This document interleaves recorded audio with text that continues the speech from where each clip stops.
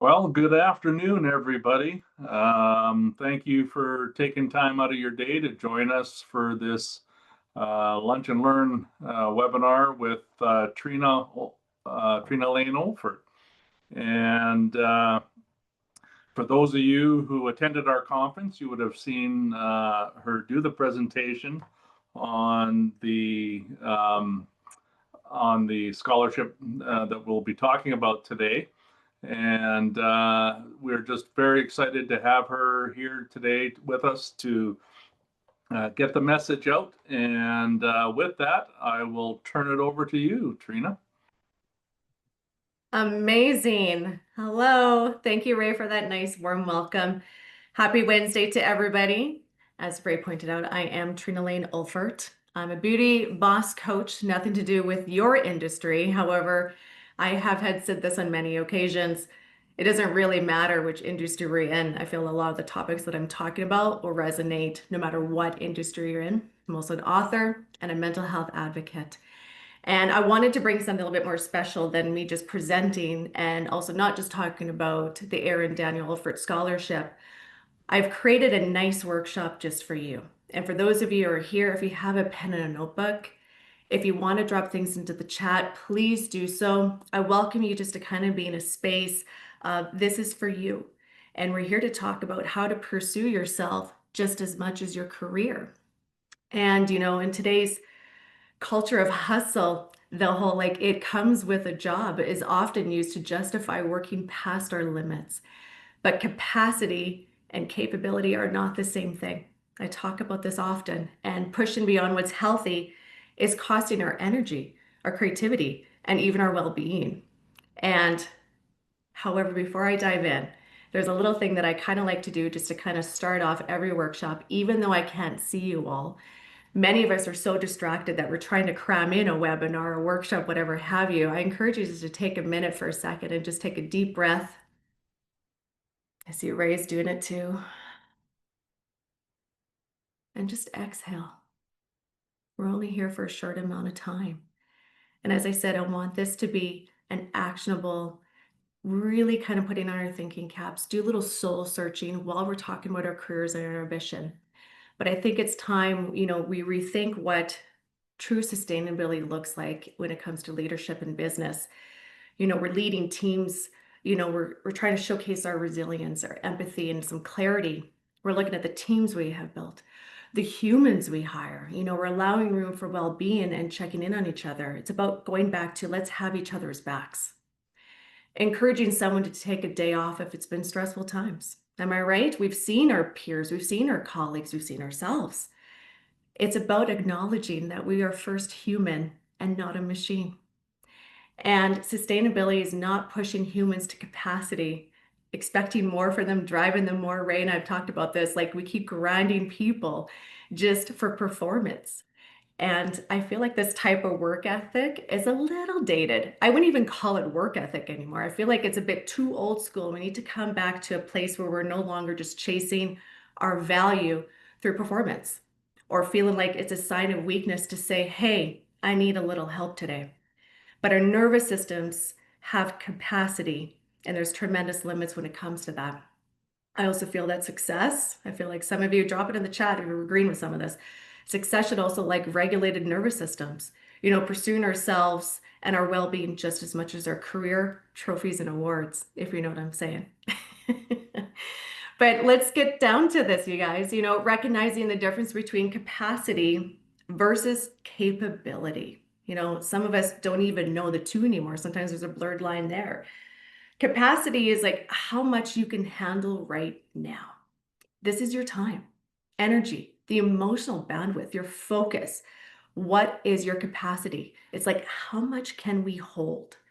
Do you work better during certain hours of the day? This is something to actually really look into. Do you build in time also during these work hours that allow you to decompress? Are we having movement, some mobility in the body? I have a tendency to work in seasons. This is just me personally. As at times when I know things are busy, I don't also allow it to also be hectic. I was just saying this to Ray and Jessica before we jumped on. I'm like, it's not hectic, But there is something healthy about having a good balance when it comes to like a good work career that feels great, but at the same time, I'm acknowledging my capacity along the way. I also know myself best to block time off, allow myself breathing room. Sure, I could be capable of doing more. Oh, sure, I can do this. I can hustle. I can pick this up. But what's most important is understanding my nervous system and listening to it. Schedule non-negotiable downtime. You can't pour from an empty cup. I'm pretty sure there's a few of you on here going, you're that right? That's resonating. Setting boundaries around work hours, the emotional labor, realistic expectations. Ooh, how much can we hold on, right? Depending on the season. Our personal lives matter as much as our professional lives. It starts with us first. Learning to say, not right now, instead of never. And I also remind myself that it's okay to show up not 100% all of the time. Sometimes it might be 20, but that's okay. I still showed up. It's your capacity at the end of the day. I also know too, when anxiety kicks in, ask for help, take a bit of load off, right? And I also encourage you to look at how you start your day. I know some of you in here are like, what is downtime? I think it's just shifting gears, not being like, if you don't have the opportunity to, have a day where you can just be like doing whatever, what is downtime? Maybe it's just shifting gears on like, how does the day flow? How is the day going to roll out? Where do you fit into the picture? Are you just immediately looking at your phone, answering emails right off the hop, going straight to the office? I've been there. We also need nourishment for our soul being, right? Overstimulated is not healthy, right? I'm loving these little chats and these comments. There's things that I do too, and I don't know if this can resonate with some people when you kind of create a shift. You're dedicating time to your brain, to your spirit. And I think it starts with like acknowledging what do we need first, because it's our capacity. The capability side is what we can do, right? We're all good at it, everyone here. We all have ambition. It's our skill set, our experience, our knowledge, the things we are so awesome at. But capability is just your skill set. And from what I'm hearing today, many are leading teams or are part of teams where everyone seems to be wearing too many hats, right? So I kind of question, and I even do this with a lot of my coaching clients, where do we need to work on creating better job descriptions? I'm pretty sure some of you are like, right? Like, where do we need better job descriptions and adhering to them, right? I know what it's like to see companies begin to downsize, and part of you is like, yeah, I'm grateful I still have my job, but somehow we're doing extra jobs with not enough pay. But I've also seen what being let go can also produce positively. Maybe the skill set is better on the other side with a good pay within your skill set, not this mass producing to maintain that income. And this probably comes into just kind of what if a few of you are just like mentioning in here, right? And I feel like we could probably have like an endless conversation probably just about this. But the positive side of working with our capabilities, there's a lot of bonuses. And that's where I was talking about before. We have the trophies, right? We have the awards, we have all the things of our accomplishments. But as we continue to keep learning, how are things that we can, still fuel us, right? Taking these micro courses, attending webinars, maybe just reading something that's like not related to your job. Seeking or offering mentorship, sometimes getting out of your own space, getting out of your own head, go help someone else. There's also something about that too, right? That can strengthen strategy and mindset. Sharpen your strengths instead of chasing every new trend, project, client. Stop chasing just a paycheck. I think there's more to than just always working. That's just me, the things I've learned in the last 20 months. And I just think at some point, we need to kind of just honor our capacity so that our capabilities can also shine. And I'm just taking a peek at some of the chats. I'm horrible at living this. I was always thinking about the employees I have and their families. I know what that's like because when you're in the leadership role, where are we at times, right? Because we're so busy and preoccupied making sure everyone else is fed. Everyone has got a nice warm bed to sleep in. Like that's just always the constant thing. But I think that's something to like start looking at is how can we do things a little bit differently? Like how did our society end up where it is? I mean, I could really actually get into that because I've been studying a lot of that, but I think it's like understanding where we're creating a culture even for ourselves, not just looking at the team, but what about ourselves, those of you in leadership roles? Maybe our productivity doesn't come at the cost of our own mental health. We talk a lot about performance, results, goals. I mean, like, how many spreadsheets does AASP have?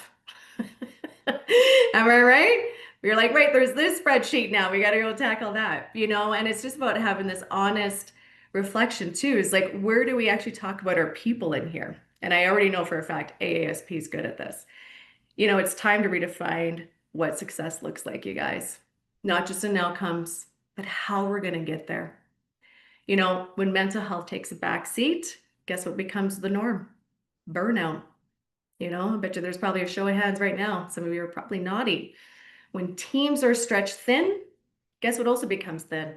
Creativity, connection. We're forgetting like why we started this in the first place. When leaders are overwhelmed, that energy ripples down through every level of the organization. So Brad, you're horrible at living this, right? So if you're constantly at a high level, stress, anxiety, guess what's happening? Your people are feeling it, right? How can we do better? So let's talk about our leadership team.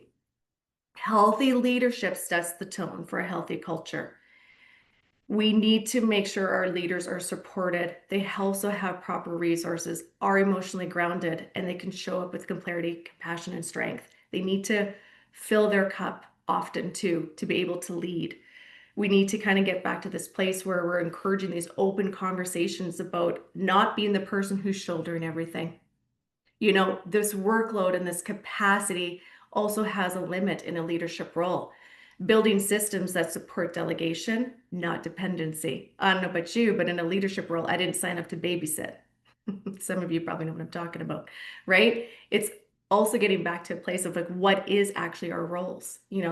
Make mentorship and mental health part of leadership training. It shouldn't be an afterthought. If we're chasing something, we have this vision that we want to get to X, Y, Z. Along the way, how are we going to get there that supports also us? Not just, again, performance related. How are we feeling? Implementing better systems. Ugh, as I said, stop shouldering everything. We need better automation, delegation, structure. Like these aren't luxuries. I feel they're like actual survival tools. This is what starts to create sustainable growth. Because if we don't have it together, the rest of the team's not going to have it together. And then there's this ripple effect that goes into organizations, right? Streamlining communication. Let's reduce chaos, confusion, create clear workflows. This is a constant, am I right? And again, this is like all industries. I see it all the time. Create clear workflows so people know what success looks like. Building recovery time. I think that is like a huge thing to also try to strive for. Doing things just a little bit differently. And this is both personally and organizationally. As we're looking at building better systems, we're also looking at what? The organization, the team, the partnerships. We need to build boundaries. This is a huge one that honor both purpose and people. And everyone gets a little confused as to what boundaries are. And I'm like, you got to keep it simple. Boundaries is holding yourself accountable. And this is where understanding where your capacity is, right? Maybe it's not saying no to the things or never. It's just saying, not right now. Communicating properly, saying, I hear you, but also at the same time, just not right now. That needs to be pushed to the other side. And there's a couple of people in here that I have partnerships with, right? And that's been kind of the thing. We all get a little bit busy and we're just like, hey, listen, we'll pick this back up, following blah, blah, blah. And I think that's important to have that open communication to explain to someone, I'm a little stretched thin. I either need help or I'll get to you when I can. And holding ourselves accountable versus solely just being work mode all the time. It's going back to this question is, where do we fit ourselves in today? One of the biggest things I ask my coaching clients is literally this, and a lot of people have a hard time answering this. What makes you happy? What brings joy to the day, right? What is something that just makes Trena and Laine click? Like, where's my heartbeat in all of this? Are we finding ourselves people pleasing and running to all the things that don't serve us? I want to hear from some of you. Some of you are a little quiet now all of a sudden, but I want to hear from you. Are we running to all the things that don't serve us? I also feel sometimes we get into roles like employee versus contractor. And I feel sometimes there can be more risk being in a contractor because there seems to be this way that, oh, again, this comes with the job and I can make more money here. And I've seen it personally with myself and also with my late husband and with my fellow colleagues and my friends. Again, not healthy, right? And I feel again, this comes to this place of boundaries are for you. Are we protecting our time, our energy, our peace? Like some of you are joking too, right? Like it's about what is downtime. And I don't think it's about taking a vacation like all the time. I don't think we need to wait to have a vacation either. I think it's about just getting back to maybe some simple tactics that also make us feel, you know, that we're supported every step of the way, right? Brad, what'd you just say here? Every hour is a billable hour, right? I agree. And sometimes just doing sometimes a cup of coffee with like all these people and running around, I'm like, that I question a lot of that stuff too, even going to all the networking meetings. Our time is valuable. And every time we make a decision to do things that are more distracting, it takes away from the things that are actually making me feel successful, making me actually make the money that I want to make, having the bed that I want to sleep in, having a roof over my head. You guys are following me here, right? So I think when it comes to building these better systems and boundaries,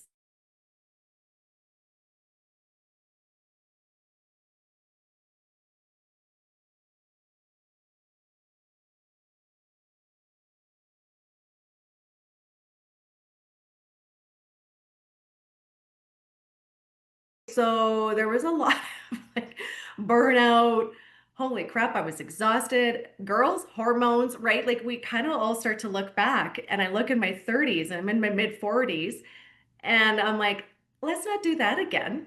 Because I'm like, that was simple, like not enjoyable. But we get into that workflow of like this constant thinking we need to do, or get caught up or get ahead of the day. And I also don't think that's actually very healthy at all, to be honest, because I've seen it. I've seen it on the other side. But here are some nuggets.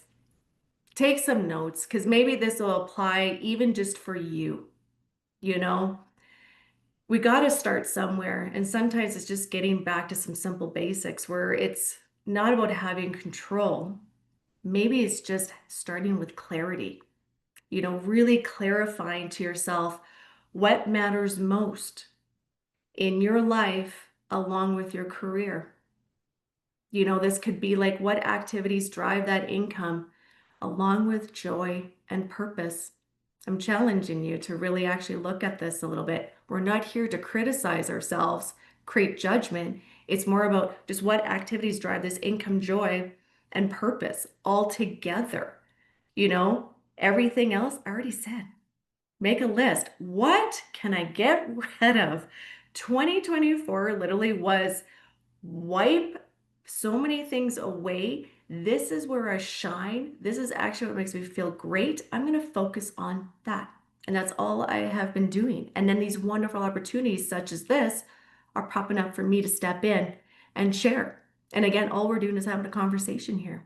And you're right, Ray. We're now talking about things, right? The things that need to go, or do we need to delegate? Oh, a lot of us are kind of control freaks. Show of hands. I can't see any of you, obviously, but like type A, right? The leadership roles, even in a team, sometimes we're just like, no, I got this, I'll do this. And then we don't even know how to delegate properly. And we're wondering why we're running ourselves thin. Because at some point along the way, we're taught that this is okay just to also behave like this. And again, that's not really productive. Are we automating? Do we have tools in place for business? Do we also have better coping tools for ourselves? Okay. Remove what no longer serves, like immediately. I always just say, stop hanging onto the shit. We don't need some of that stuff. And I know it's a constant thing of like, where can I go from here? How can I adapt? I don't want to use this word because I felt like it was overused years ago, pivot. But sometimes that is kind of where we're at times. Another little nugget here, and again, just have some mindfulness when it comes to this. Creating what I call like a CEO schedule. I don't care what role you're in, where you're at, you are in charge of you. You're in charge of where you're at right now. You brought yourself here. And it's time to understand that if we have some non-negotiables, okay, this is when I see clients. This is when I need to take care of my admin work. There's some marketing. There's some rest. Have I been to the gym today? I mean, you got to figure out what works. These are some things that I actually have conversations about with my coaching clients and also in other workshops. You know, I think it's good to look at where is your energy best served in the day. You know, maybe you're handling a good bulk of taking care of clients, calls, meetings, the creativity, you're wearing these caps, we're making things happen. When is your energy the highest? And then when in the day do you feel like it's a little bit of a low energy? And then this is where you're handling the tasks that are like not as challenging. Sometimes it's just as easy as looking at, I don't want to assume that we're just working 8 hours a day. Even in entrepreneurship, there are some days where you're like, well, that was a great 14-hour day, right? Am I right? So I always look at the day in here to kind of break it up. You know, mornings are like my beasts. That's when I kind of get most stuff done. And then there's some around this time frame where I'm like, this is what I'm doing. Somewhere later in the afternoon, there's a little bit of a downtime lull where I'm like, I can't have a meeting with anybody. Like I'm not available, right? So I think it's just coming back to a place of like, when do we work best? I don't believe in like a heavy, like 10-hour, I got this day today. I think it's just also going back to some simple stuff where we're like, okay, you know what? Let's look at the schedule. Let's look at the week. Where am I maybe also unplugging? I just said this, like get away from the phone for a bit. Maybe that could be your downtime, you guys, right? I want to hear from some of you guys. Is this resonating a little bit? Drop it in the chat. Don't be shy. We're all here together. But I always just ask everybody, when do you work the best? I think it's just getting back to kind of creating something that's a little bit different. So we're utilizing ourselves and not going over what? Our capacity. And in this way, when we're within these moments that we are in our strongest, our capabilities are being better. You know, being a leader within the team. Ask also too, if you are part of a team and you're not necessarily in a high leadership role, does your leader need help? Sometimes we're scared to even ask if they need help because we think that they just have it together 24/7. They don't have it together 24/7. We let you know they're just human. Okay. So I think there's just another side to kind of look at to be like, okay, where can I maybe help out a little bit more? I'm not as busy this week. Maybe I can step in to help. This is what creates teams. This is what creates healthy culture organizations, right? I'm going to take a peek what you guys are putting down here. I work the best between 2 a.m. and 6 a.m. See, you know yourself best. But I'm also going to say this, when we're thinking about the CEO schedule, when we serve best, always keep in mind that everybody needs somebody. And if there's something that needs to go, you remove it. If there's the non-negotiables, you honor it. And I think it's just getting really clear and having that clarity on exactly the direction you're going to be going. Even if you're at the bottom of the bottom, it doesn't matter. It starts with you. And if you have ambition and drive to be somewhere in a leadership role or branch out to do your own thing, a lot of solopreneurs and entrepreneurs with small teams will tell you the exact same thing. You know, you need to get really clear on what is it that makes you happy and how do you want to spend that time. I also say this too, when it comes to boundaries, and who do you want to spend time with, right? This is a big one. And we've already kind of just chatted about this. So I'm going to throw this out because I saw Brad just said he works the best between 2 to 6. So I think there's something about a communication boundary. I'm going to be honest with you. Most of us probably sleep with our phones nearby. I'm just going to assume that's like, yes. Okay. Right? Maybe some of us also don't have the option to put it in airplane mode for the night because God forbid something goes sideways. We need to make ourselves available. Am I right? This was my late husband. He would take calls in the night. That's a whole other conversation. However, I am a fan of if I'm like Brad and I can't sleep and I'm just like, I just got to get shit done. I got to respond to like 7 emails that I missed. I have to play catch up. I will do this. I will schedule my emails to go out the next day after 8 a.m. I'm not going to hit someone with a 3 a.m. email or text. I think we need to get back to a place that, yes, we don't operate in a 9 to 5 world, really, digitally, right? But I think there's something still that holds true when it comes to like actually operating in business hours. So for me, any type of communication, I'll just set a bunch of emails to go with the next day following between like office hours So this way, I am not that person interrupting someone else's game. I actually do feel that most people operate at a little bit of an anxious level. Am I right? Give me some thumbs up, give me some hearts, because I feel like this is most of us right now. We're constantly on, we're constantly too available, right? And it makes it hard to like not even just chill for a minute and be like, oh my God, who's like messaging me? We're like in panic, right? So I think it's like about understanding our boundaries, but also how we're also being perceived by someone else. Am I right? So Brad, don't be sending emails at 2 a.m. Schedule them for the next day. And I think it's also too to have some clear communication. Office hours are not just the office. Like, what is even office hours? Some of us have hybrid jobs, right? We're working from home, this and that, we're working on the road, you name it. And I feel that sometimes it's nice to even have like an automatic email reply. I will do that. If I'm hosting workshops back to back to back, I will be like, I will get back to you following this date. This is not urgent to me. To me, I think urgency is like actually picking up the phone and making a phone call. But in an email and text, we can't expect people just to get back to us, right? And vice versa, you know? And I just think doing something that is not tripping someone else up also kind of helps us out, especially if you're operating with a team. If you're dealing with ER, that's different. But some of us are just in HR roles, and I'm like, how urgent actually is this? Like, I actually really want to know. Coming from a different place, guys, where I don't feel like we need to always be constantly available, right? Ray just said that. This is a great way to acknowledge boundaries. Boundaries are definitely key, and it's part of our survival with ourselves and obviously with our jobs. This one is a good one too. Things that I actually have endless conversations to when it comes to my coaching clients. Systemizing those repetitive tasks. I feel like you guys know what I'm talking about. There's like these repetitive tasks, and sometimes you're like, maybe I should just hire out and have an administrator just like take care of some of this stuff, which I have done. And that was me last year. Even though I was removing things and I was starting just to get really clear on the few nuggets, the services that I wanted just to continue with my brand, I hired an assistant, and she was the best thing ever for me.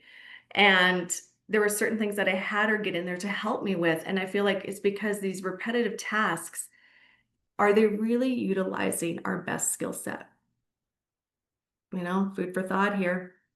And this also protects your mental bandwidth. I don't know about you. Again, we're trying to deal with our teams. We're trying to wrangle this. We have our clients. We're doing all these things that sometimes it's like, can we just create better systems?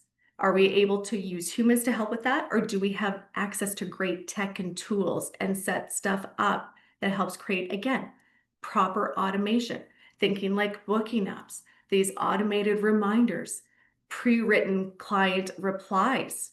We talk a lot about AI with a lot of my clients because I'm like, there are a lot of things we can tap into that actually helps. So we're not shouldering everything. And that too is just part of our boundaries because we want to build a career that I always say feels yummy and nourishing. Yes, it's going to be stressful. There's no such thing as perfect here. That's not what I'm saying. But there's also the other side of, okay, what can I do that actually supports me? And where can I get that help? That's all part of your boundaries, you guys. And then this is a good one. Embracing the power of no. I want to see some like comments here. Do we have a hard time saying no? Come on, be honest. Are we saying yes to everything and then we're actually missing out maybe on what's important? Someone had a celebration thing. Protect your energy, you guys. Saying yes to the aligned opportunities.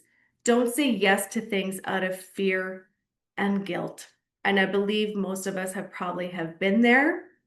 I agree with you, Pamela. It is challenging because every time someone reaches out to you, we kind of almost feel like, oh, they asked me.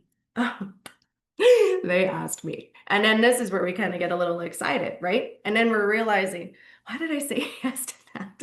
I'm feeling anxious. That date is coming up. What is going on? And that's like going back to, maybe our childhood nervous system. Where are we at there? That's kind of probably like leaking in a little bit too as to why are we always saying yes to the things that actually really aren't aligned, right? So it's understanding and listening to ourselves and being okay with saying no. And I challenge you guys, write that down. It's okay to say no. Maybe it's not like a hard no. Remember, it can be like just a soft, no right now, but maybe later, right? And there's no shame in that. Okay. I also am a huge fan. Oh, this is gonna be a heavy one for some of you. I already know this. Scheduling rest and reflection. Does anyone do this? I'm waiting for a comment. I'm gonna pick on some of you. Sabina, Pamela, Brad, Ray. Just the few people I see here in the chat. Sabina's tried scheduling rest and reflection. Brad, I'll deal with you later. But you know what? I'm going to be honest. We're so productive, but rest is also productive. And I think we need to start shifting a little bit with how we work, how we rest, and how we play. Rest is part of the system. And maybe it's not about, as I said, like being like, oh my God, I got to schedule this meditation session in. Sometimes it's not just that. Sometimes it's just, how are we spending that day? Sometimes it's just one shift just to kind of create something that's new, something refreshing, something nourishing. Because I think a lot of the times we come at ourselves with heavy judgment. We're not giving ourselves, that space to be like, let's just start with one thing. It's like somebody who wants to lose weight. We spend all this money, we get like so going, and then the body's breaking because we came in a little too heavy. Has any, yeah, okay. You know what I mean? But it's more about just understanding your inner dialogue. Maybe just don't look at your phone first thing upon waking. Sometimes it's just shifting one old nasty habit into something new that's a little bit more supportive and doing something different, right? And not feeling guilty. I want everybody to write that down. It's okay not to feel guilty, to actually take a few minutes to yourself and not like be so overstimulated with our phones, with TVs, with like whatever, just being in a moment. Like for me, I've gotten back into a place where when I eat, I'm just eating. That's it. Like one task. I don't need to be running whole things. I don't need to be making a phone call. I don't need to be looking at my phone while I'm eating. Sometimes it's just like eating. And that's a mindful activity right there that allows actually some rest. And then you're actually not bloated. I'm just going to tell you this. After you eat, you just eat. Nothing else. And then you actually digest your food better too. So there's a bonus to them. Just telling you. The skinny jeans fit a little bit better. Okay. But with rest brings clarity, that creativity, having a regulated nervous system, and you stop focusing on what isn't working. That's what's key, because we get so in our heads that we have this internal like dialogue and we're questioning everything. Like, does that even actually matter? Probably not. But you know what? I think it's more about just understanding what rest can do for you. And I'm not just saying to lay on the couch for a whole day. Like, I mean, that's not productive for me either, but everyone's rest is different. Just like everyone's work is different, right? And you got to find something that, fits within the chemistry of your making, I believe, right? I'm going to see what you guys are putting here. Good idea, not yet. And then you say, oh, but wait, oh, I have to do that. Yeah, been there. And working from home is a great way to help set boundaries. I agree. Sometimes it is nice to kind of have that and you're just by yourself getting the stuff done, but also just taking a minute. You're not distracted by all the other things, right? Also, let's kind of like look at this too. I'm just going to call you guys my teammates here because, again, it doesn't matter what industry we're in. Sometimes it's always the same thing, but reviewing weekly, or even seasonally, you got to start somewhere. And it's not, again, just about the company. Yes, we need to make sure, everyone's being paid. You're being paid. That is also key. But that also starts from the beginning of that clarity of how are we setting up shop? And are we making sure that we're also taking care of ourselves? And then it filters in through the company. And that's just breaking, again, those old bad habits, not being so busy that we can't even take a minute once in a while to actually check our own heartbeat and the heartbeat of our organization and the heartbeat of our company. This is very crucial. What went well? Have honest conversations. What was exhausting? What could change?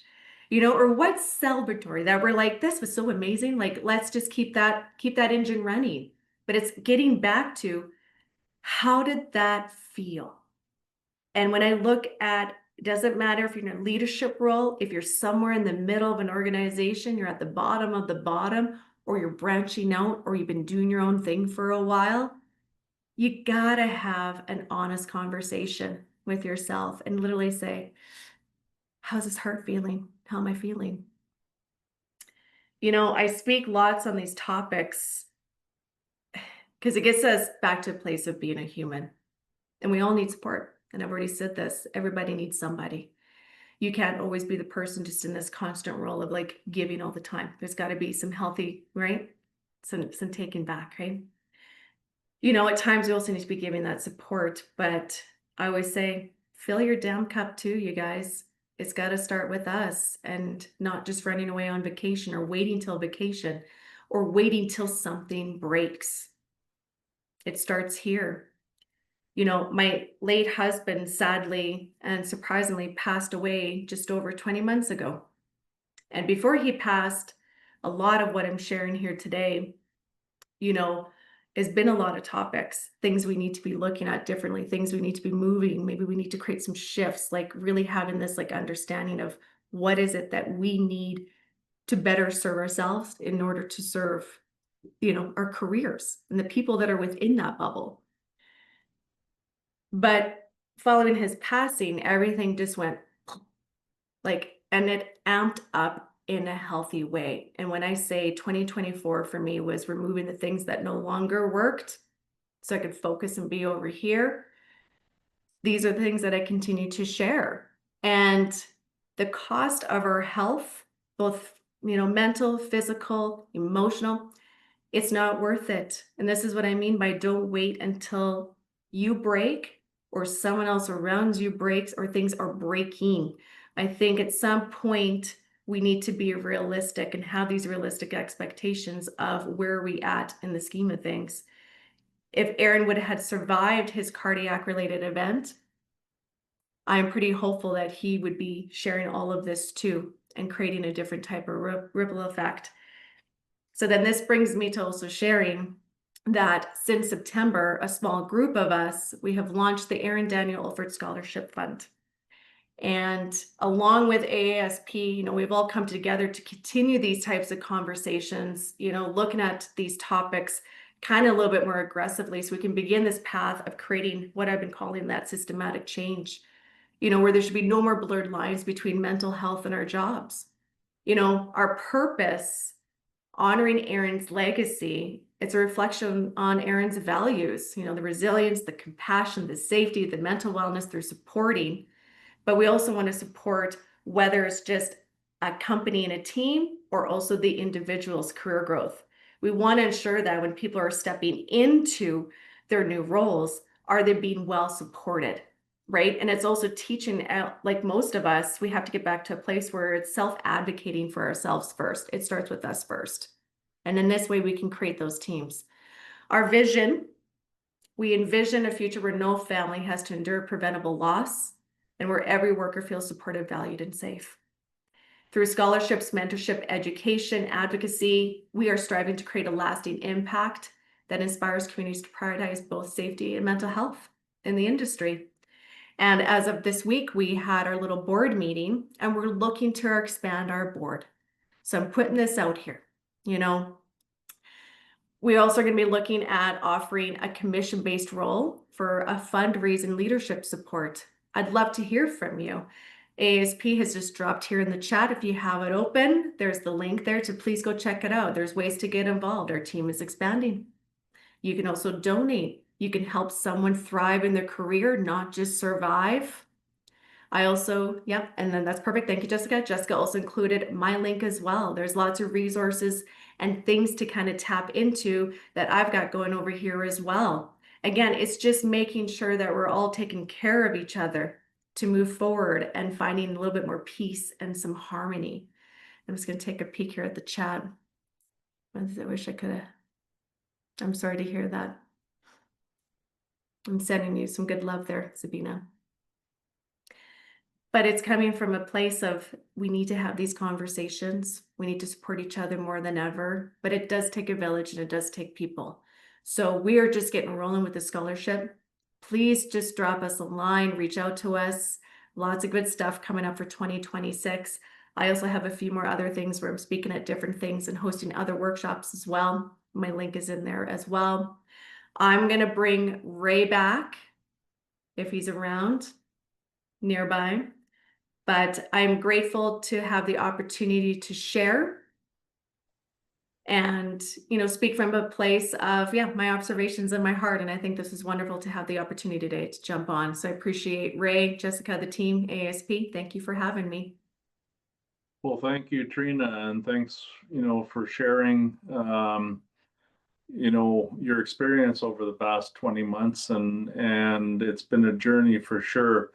And, when we look at, what's happening out there, I made the comment, at least now we're talking about it. And, I spent my previous life, I was a regional HR manager, and I spent a lot of time dealing with WCB claims and stuff like that.